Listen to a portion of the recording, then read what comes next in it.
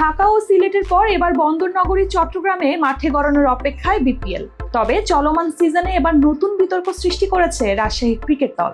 পারিশ্রমিক না পাওয়ায় অনুশীলন বয়কট করেছে দলটির ক্রিকেটাররা। বিদেশি ক্রিকেটারদের পাশাপাশি দেশি ক্রিকেটাররাও এই সিদ্ধান্ত নিয়েছে, যা পুরো বিপিএল জুড়ে আলোচনা সৃষ্টি করেছে। সকালে রাজশাহী দলের অনুশীলন শিডিউল থাকলেও অনুশীলন বাতিল করা হয়েছে বলে এক প্রেস বিজ্ঞপ্তিতে জানানো হয়। জানা গেছে দলটির ক্রিকেটাররা পারিশ্রমিক বকেয়া থাকার কারণে এই পদক্ষেপ নিয়েছেন। বিপিএল শুরু হওয়ার পর এখনো কোনো পারিশ্রমিক পাননি রাজশাহী দলের ক্রিকেটাররা। বিপিএল শুরু হওয়ার পর কোচদের 25% পারিশ্রমিক দেওয়া হলেও খেলোয়াড়রা এখনো কোনো পারিশ্রমিক পাননি, যা তাদেরকে হতাশ করেছে। এক ক্রিকেটার জানিয়েছে, বিপিএল মাঝপথে চলে এলেও আমরা এখনো কিছুই পাইনি।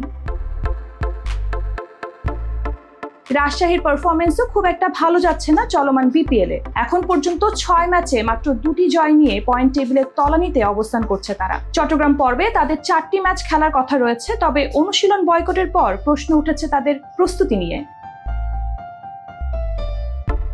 বিসিবি কয়েকদিন ধরে ফ্র্যাঞ্চাইজিগুলোকে আশ্বস্ত করছে যে শিগগিরই পারিশ্রমিকের সমস্যার সমাধান হবে, তবে এখনো কোনো কার্যকরী পদক্ষেপ নেওয়া হয়নি। এর ফলে চলমান বিপিএল-এর মধ্যে ইস্যুটি আরও জটিল হয়ে উঠছে।